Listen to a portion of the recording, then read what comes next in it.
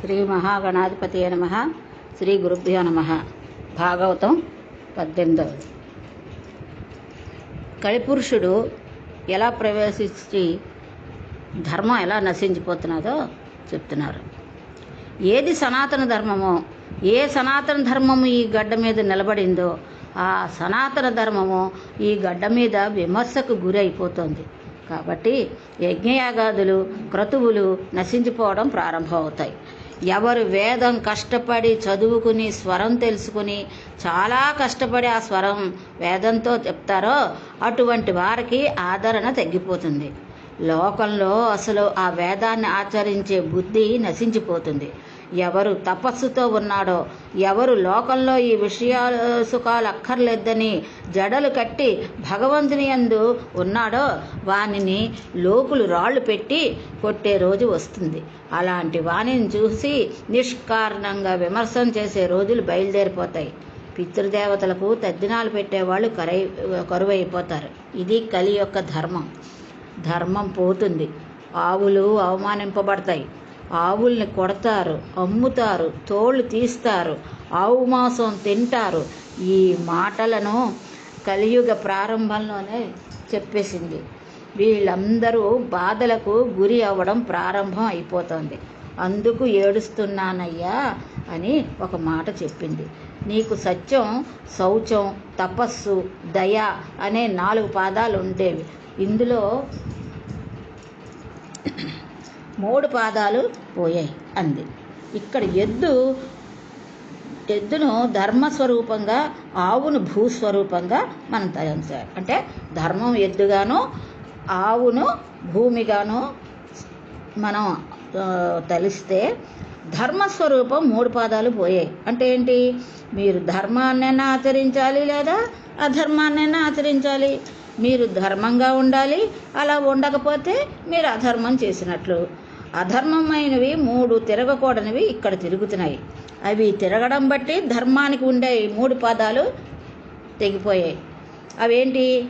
కానీ సత్యం అనే పాదం మాత్రం ఎన్నటికీ తెగదు. దీనిని మనం జ్ఞాపకం పెట్టుకోవాలి. ఇన్ని అధర్మాలు చేసిన దేవుడి గురించి తిట్టేవాడికి కూడా లోపల దేవుడు ఉన్నాడు కాబట్టి వాడు తిరుగుతున్నాడు. లోపల ఉండి ఊపిరిని వాక్కుగా మారిస్తే వాడు కృతజ్ఞుడై తిట్టగలుగుతాడు. దేవుడు ఉన్నాడని నిరూపణ అయ్యింది. ఈశ్వరుడు ఇంకానే ఉన్నాడు కాబట్టి ఈ లోకం ఉంది. కాబట్టి మారని పదార్థం కూడా ఇంకా కాపాడుతోంది. అంటే ఏంటి? ధర్మాన్ని పట్టుకున్న వాళ్ళని కూడా భగవంతుడు కాపాడుతూనే ఉన్నాడు. కాబట్టి 4 పాదాల్లో సత్యమనే పాదం ఒక్కటే నిలబడింది. మరి పోయింది ఏమిటి? శౌచము. 3 అధర్మాలని చెప్పుకున్నాం కదా, అందులో మొదటిది శౌచము. శౌచం అంటే ఏమిటి? దుష్టజనులతో కూడిన సంగమం వల్ల పోయింది ఆ శౌచం. జీవితంలో అన్నింటికన్నా మీరు స్నేహం విషయంలో చాలా జాగ్రత్తగా ఉండాలి. మీ ఇంటికి తమంత తాముగా 50 మంది రావచ్చు, వారంతా మాట్లాడవచ్చు. కానీ ఎప్పుడూ మీరు మీ స్థితి నుండి జారిపోకూడదు. ఒకనాడు దుష్టుడైన వాడు మీ ప్రమేయం లేకుండా మీకు తారసపడతాడు, మీతో వచ్చి మాట్లాడతాడు. వాని మాటలను ఒక తామరాకు మీద నీటి బొట్టు పడినట్లుగానే పట్టాలి. అంతే తప్ప ఆ మాటలని వెంటనే జారిపోవాలి. వారి మాటలను ఒక చిరునవ్వుతోటి విని వదిలిపెట్టియాలి తప్ప వాటికి మనస్సులోని ఎట్టి పరిస్థితిలోనే స్థానం ఇవ్వకూడదు. అలా స్థానం ఇస్తే ఏమవుతుంది? శౌచం పోతుంది. శౌచం అంటే ఆచారం, నడవడి, వ్యవహారం, ఇన్ని మంచి పనులు పోతాయి. శౌచం పోతే ఇవన్నీ నశిస్తాయి. ఇక 3వ పాదం దయ. దయ దేని వల్ల పోయింది? దయ పోవడానికి ప్రధాన కారణం అహంకారం. అహంకారం వల్ల దయ నశించిపోతుంది.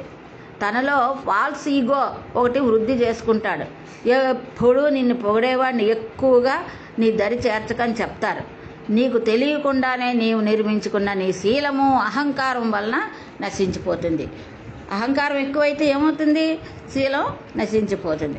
మీ పక్కన ఉన్న కూర్చున్నవాడు నిరంతరం మిమ్మల్ని పొగడడం మొదలుపెట్టాడు అనుకోండి, అప్పుడు మీకు ఆహా నా అంతటి వాడు నేను ఎవడూ లేడు అన్న అహంకారం వచ్చేస్తుంది. అంటే ఏంటి, ఇక్కడ పొగడవడం అనే వాళ్ళని ఎప్పుడూ కూడా మనం ఎక్కువగా వినకూడదు. మన పొగిడే వాళ్ళని దూరంగా పెడుతూ ఉండాలి. ఈ అహంకారం ప్రబలిపోవడం వల్ల భూతదయ నశించిపోతుంది.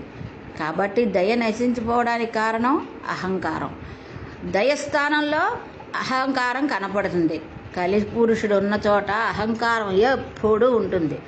ధర్మము స్థానంలో అధర్మం ప్రవేశిస్తుంది.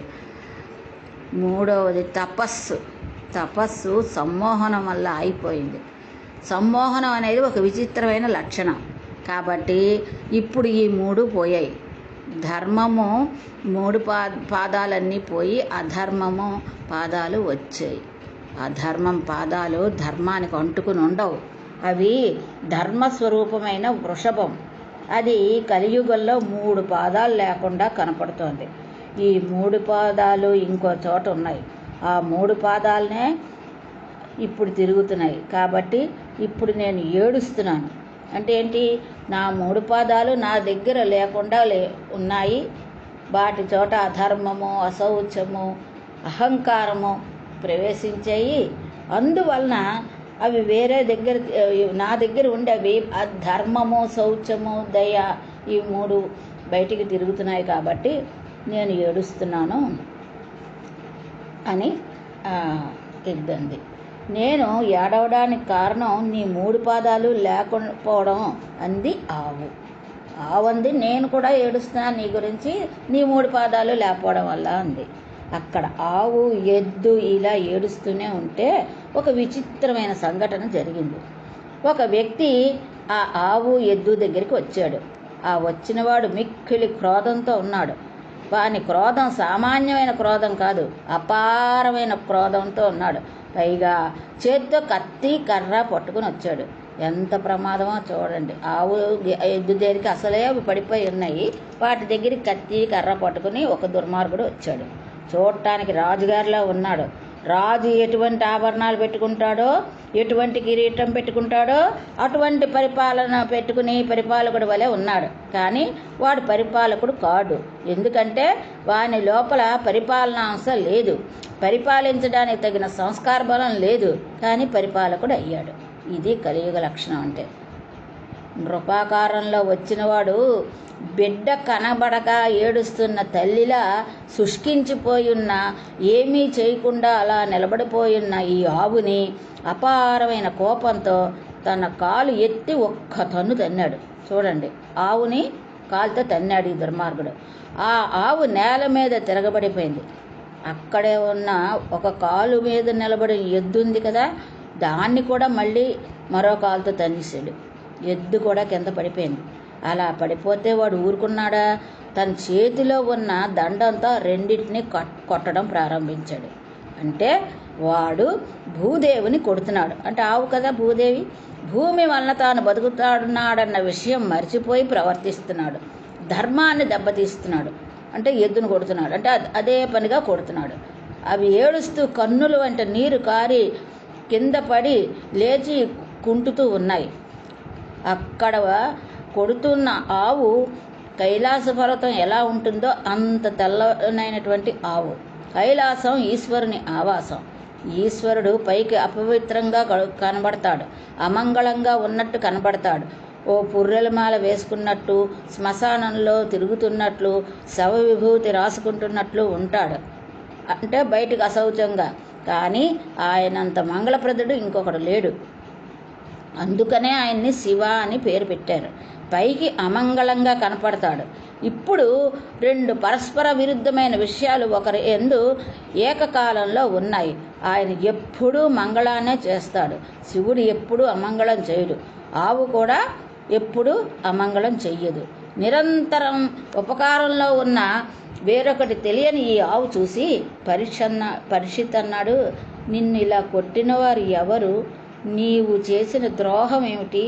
నువ్వు పాలనిస్తావు, పేడ ఉపయోగపడుతుంది, నీ మూత్రం ఉపయోగపడుతుంది, ఎవ్వరికీ పనికిరాని గడ్డిని ఎద్దు కూడా తింటుంది, ఎక్కడో జనం వెళ్ళి నీరు తెచ్చుకునే చోట మూతి పెట్టి నీరు తాగుతుంది.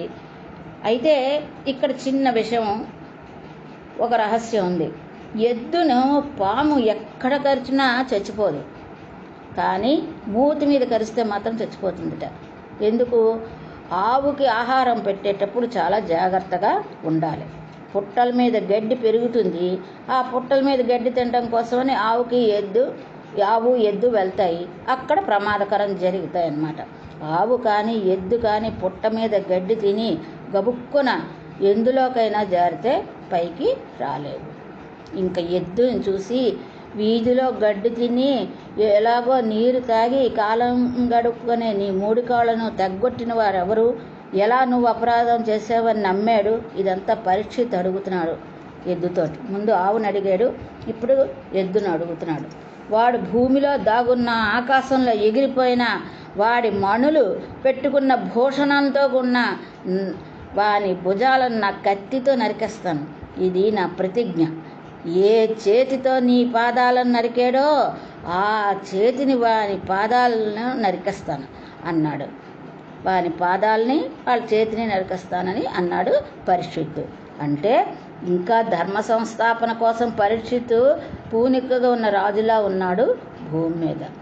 ఈ మాటలు విన్న తర్వాత పరీక్షిత్తు వాటి స్వరూపం చూసి అక్కడ ఉన్న వృషభము, గోవుల అసలు రూపం గుర్తుపట్టి అన్నాడు, అమ్మా నువ్వు ధరణీదేవి.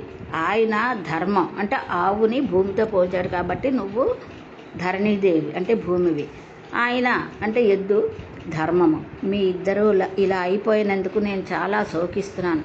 కానీ ఎవరు ఇలా మీ పాదాలు తగ్గొట్టారా అని చాలా విచారంతో మళ్ళీ పరీక్షిత్తు అడిగాడు. అప్పుడు వృషభం అంది, కొందరు నన్ను కాలం వల్ల జరిగిందన్నారు, కొందరు కర్మ వల్ల జరిగిందన్నారు, ఇది యుగసంధి అన్నారు, ఇది యుగ లక్షణం అన్నారు, ఏవేవో కారణాలు చెప్పారు. నా కాళ్ళు మాత్రం తెగిపోయాయి అని చెప్పింది ఎద్దు. అంటే ఆయన అటు ఇటు చూస్తున్నాడు. ఇప్పటి వరకు నృపాకారంలో ఉన్నవాడు గబాలున వెళ్ళి పరీక్షిత్తు పాదముల మీద పడిపోయి, అయ్యా నన్ను రక్షించండి, తప్పైపోయింది, ఆ 3 పాదాలు నేనే నరికేశాను, ధర్మము 3 పాదాలు కలి వల్ల పోయాయి. అంటే కలి తెంచలేదు, కలి మీలోకి వస్తే మాత్రం తెచ్చేస్తాడు ధర్మాన్ని. కాబట్టి ఇప్పుడు కలి ప్రవేశం జరిగిందని తెలుసుకోవడానికి ఆవు ఎద్దు ఏడవడం, పరీక్షిత్తుకి ఇవి కనపడడం జరిగింది. ఇలా కలి ప్రవేశం జరుగుతోంది. ఇంకా కొన్ని లక్షణాలు ఉన్నాయి, చెప్పుకుందాం. ఈ రోజుకి స్వస్తి.